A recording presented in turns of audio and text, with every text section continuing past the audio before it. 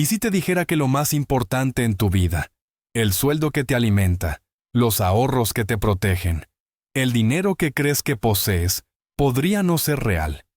¿Y si te dijera que los gobiernos y los bancos centrales pueden crearlo de la nada, borrar su valor de la noche a la mañana y aún así, convencerte de que confíes en él como si fuera sagrado? Suena a conspiración, ¿verdad? Pero no lo es. Es el mundo en el que vivimos. Y el momento en que todo cambió ya ocurrió mientras casi todo el mundo dormía. La fecha era el 15 de agosto de 1971. El presidente Richard Nixon apareció en la televisión estadounidense un domingo por la noche, interrumpiendo la programación habitual. Con tranquila autoridad, explicó que Estados Unidos suspendería temporalmente la convertibilidad del dólar en oro. En otras palabras, los gobiernos extranjeros ya no podían cambiar sus dólares por el oro que siempre los había respaldado. ¿Temporal?, dijo. Emergencia, dijo. Pero fue permanente y revolucionario. Esa noche se rompió el vínculo entre el dinero y la realidad.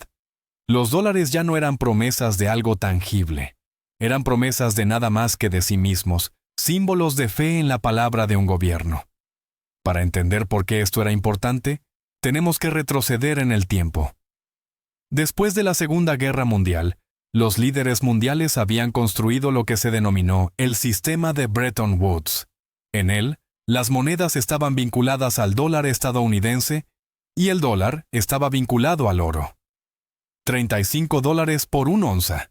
El sistema funcionaba porque daba estabilidad al mundo. La inflación estaba controlada, el comercio era predecible y el oro era el ancla definitiva. Pero a finales de la década de 1960, Estados Unidos estaba en apuros. Estaba gastando mucho en la guerra de Vietnam y en programas sociales en el país. Los dólares inundaban el mundo, pero las reservas de oro de Fort Knox no seguían el ritmo. Los gobiernos extranjeros comenzaron a hacer fila para pedir el canje de su papel por metal real, y Estados Unidos se dio cuenta de que no podía cumplir su promesa. El anuncio de Nixon se suponía que era una medida provisional, pero nadie volvió a abrir la ventana del oro. A mediados de la década de 1970, el mundo había entrado en una nueva era monetaria. El dinero ya no estaba respaldado por el oro, sino por decreto. Los economistas lo llaman moneda fiduciaria, del latín fiat, que significa que se haga. En la práctica significaba que el dinero existía porque el gobierno así lo decía. Y por primera vez en la historia moderna, no había un límite natural a la cantidad que se podía crear. Lo más sorprendente es lo silenciosamente que ocurrió todo. A la mañana siguiente no hubo disturbios en las calles. Las tiendas seguían vendiendo comestibles. Los trabajadores seguían cobrando sus cheques.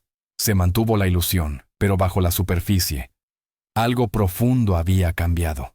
La humanidad había entrado en un mundo en el que la confianza, y no la escasez, era la base del sistema financiero.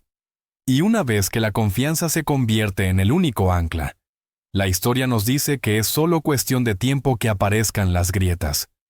Porque no era la primera vez que el dinero se desvinculaba de la realidad. Los romanos aprendieron esa lección por las malas. Su moneda, que antes era de plata maciza, fue degradada gradualmente por emperadores desesperados por financiar sus ejércitos y su extravagancia. Nerón redujo la plata del denario en casi un tercio. Más tarde, los gobernantes fueron aún más lejos, hasta que las monedas eran poco más que bronce con un baño de plata. La inflación se disparó, la confianza se derrumbó, y los ciudadanos recurrieron al trueque. Un imperio que en su día se enorgullecía de su orden, vio cómo su economía se desmoronaba porque ya no se confiaba en su dinero. Siglos más tarde, la dinastía Yuan en China intentó otro experimento: el papel moneda. Al principio, era brillante, ligero, cómodo y fácil de transportar a grandes distancias. Pero pronto, los emperadores descubrieron la tentación a la que se enfrentan todos los gobernantes. ¿Por qué grabar a tu pueblo cuando puedes simplemente imprimir lo que necesitas? Las imprentas funcionaban a toda máquina y la confianza se enfrió. Los comerciantes rechazaron el papel. La inflación se disparó y el gran proyecto terminó en colapso. ¿Ve el patrón? La tecnología cambia. Los siglos cambian. Pero la tentación permanece. Siempre que los gobernantes pueden separar el dinero del valor real, lo hacen. Y siempre que lo hacen, el público paga el precio. Por eso la medida de Nixon en 1971 no fue un hecho aislado. Fue otro verso de una canción muy antigua. La diferencia esta vez fue la escala. Roma se derrumbó, pero el mundo siguió adelante. La dinastía de la ONU fracasó, pero el comercio sobrevivió en otros lugares. Pero el dólar en 1971 no era solo la moneda de Estados Unidos, era la columna vertebral del sistema global. Una vez que dejó atrás el oro, el mundo entero lo siguió. Las monedas flotaban.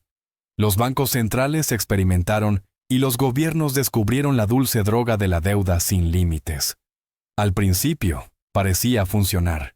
Liberados del oro, los bancos centrales podían recortar los tipos de interés para estimular el crecimiento.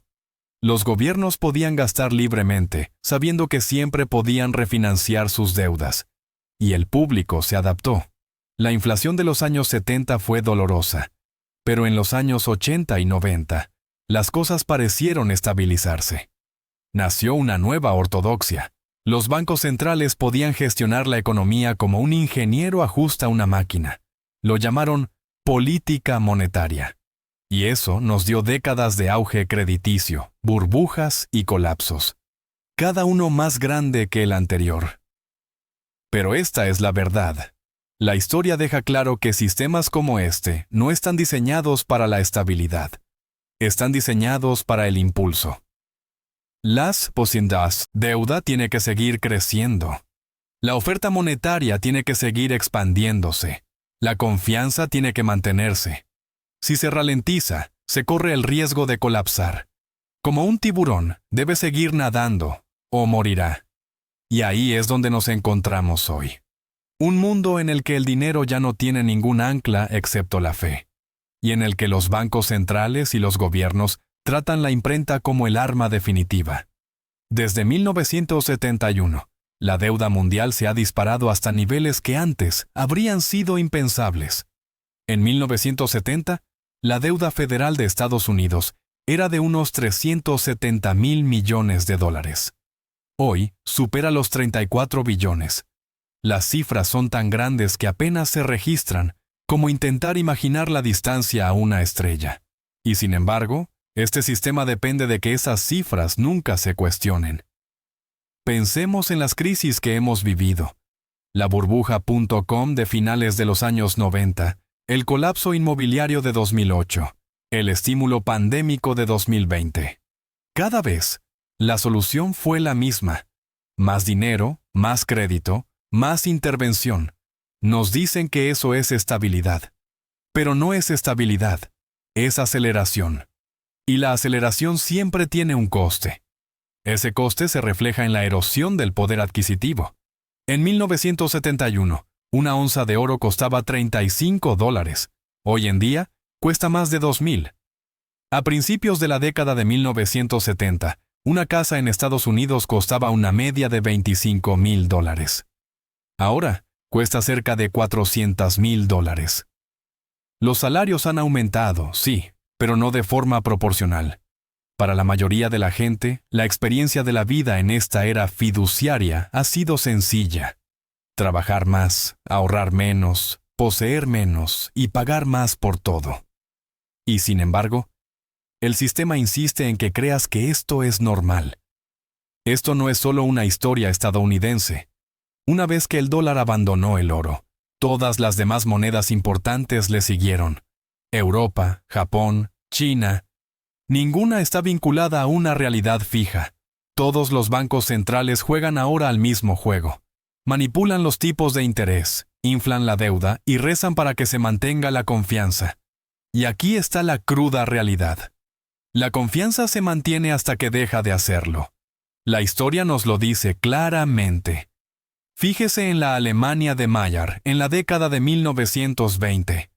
Aplastado por las reparaciones de guerra, El gobierno imprimió dinero para salir de sus obligaciones. Al principio, funcionó. Las fábricas se reactivaron. Se pagó a los trabajadores. El sistema avanzó a trompicones y los precios comenzaron a duplicarse semanalmente, luego diariamente. Las familias llevaban sus salarios en carretillas, los niños hacían cometas con billetes sin valor. Y cuando la confianza finalmente se rompió, toda la economía se derrumbó, dejando ira, extremismo y las semillas de una era aún más oscura. O pensemos en Argentina, una nación que ha incumplido el pago de su deuda soberana 9 veces en el último siglo. Cada vez, el ciclo fue el mismo. Gasto excesivo, inflación, devaluación, colapso, reinicio. Y sin embargo, los argentinos de a pie lo han superado, adaptándose a una realidad en la que ahorrar en su moneda nacional es una locura. Guardan dólares estadounidenses bajo el colchón o huyen hacia el mercado inmobiliario o, en algunos casos, incluso hacia las criptomonedas. Así es la vida cuando el dinero pierde su significado. Pero aquí surge la pregunta incómoda.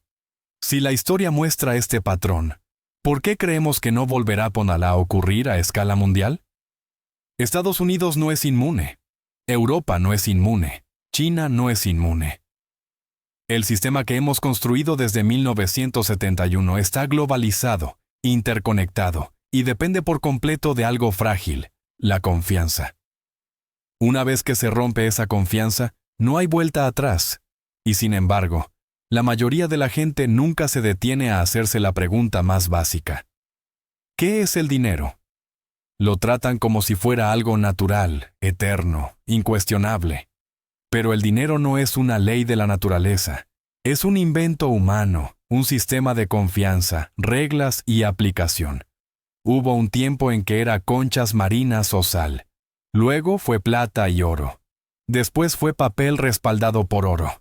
Y ahora es papel respaldado por nada en absoluto, o incluso por entradas digitales en un libro de contabilidad bancaria. Ve la trayectoria. Cada paso nos aleja más de la realidad y nos adentra más en la abstracción. Y cada paso hace que el sistema sea más vulnerable a la manipulación, lo que nos lleva a la frontera actual, la moneda digital.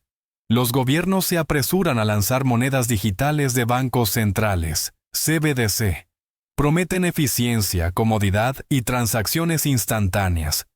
Pero también significan control total. Cada transacción es rastreable, cada dólar es programable. La vida financiera de cada ciudadano es visible para el Estado. Si el dinero ya es una ilusión sustentada por la confianza, imagina lo que sucede cuando el mismo sistema puede decidir con solo pulsar una tecla si tu dinero funciona hoy o no. Algunos ven las criptomonedas como la respuesta. El Bitcoin, por ejemplo, se diseñó tras la crisis financiera de 2008 como oro digital. Su oferta es fija. Sus reglas las impone el código, no los políticos. En teoría, ofrece un escape de la inflación infinita del dinero fiduciario. Pero también es volátil, vulnerable a la especulación y aún no es un verdadero sustituto del dinero que la gente utiliza a diario. Puede ser parte de la solución o simplemente otro capítulo de la misma lucha. La verdadera lección aquí no tiene que ver con el oro, el Bitcoin o incluso la moneda fiduciaria en sí. La verdadera lección tiene que ver con el poder. Cada vez que el dinero se separa de algo tangible, los que están en el poder ganan libertad y el resto de nosotros ganamos riesgo. Los gobiernos pueden gastar más allá de sus posibilidades. Las empresas pueden pedir préstamos sin disciplina. Los bancos pueden beneficiarse de las burbujas y los ciudadanos de a pie acaban cargando con el peso cuando todo se desmorona. Ese es el ciclo. Esa es la trampa. Y comenzó el día en que el dinero dejó de ser real. Entonces, ¿qué hacemos con este conocimiento? En primer lugar, dejamos de fingir. Dejamos de decirnos a nosotros mismos que la deuda no importa, que la inflación es temporal, que los gobiernos siempre saben lo que hacen. Miramos la historia y reconocemos las señales. En segundo lugar, nos protegemos no recurriendo a un único activo mágico, sino entendiendo el sistema tal y como es, una máquina construida sobre la confianza, y que siempre acabará rompiéndose tarde o temprano. La educación financiera es el escudo. El conocimiento de la historia económica es el arma. La riqueza real no es solo dinero. Es conciencia, resiliencia y la capacidad de adaptarse cuando las ilusiones se desmoronan. Porque la historia no se repite, pero rima. El denario romano, los billetes chinos, los billetes de Weimar, todos nos recuerdan la misma verdad. Una vez que se rompe la confianza, el dinero muere. Y cuando el dinero muere, las sociedades cambian para siempre. El día en que el dinero dejó de ser real no es solo una fecha en 1971. Es una advertencia, un recordatorio de que lo que parece permanente nunca lo es. Si esto te ha dado una nueva perspectiva, suscríbete. La historia tiene las respuestas. Te mostraré dónde buscarlas.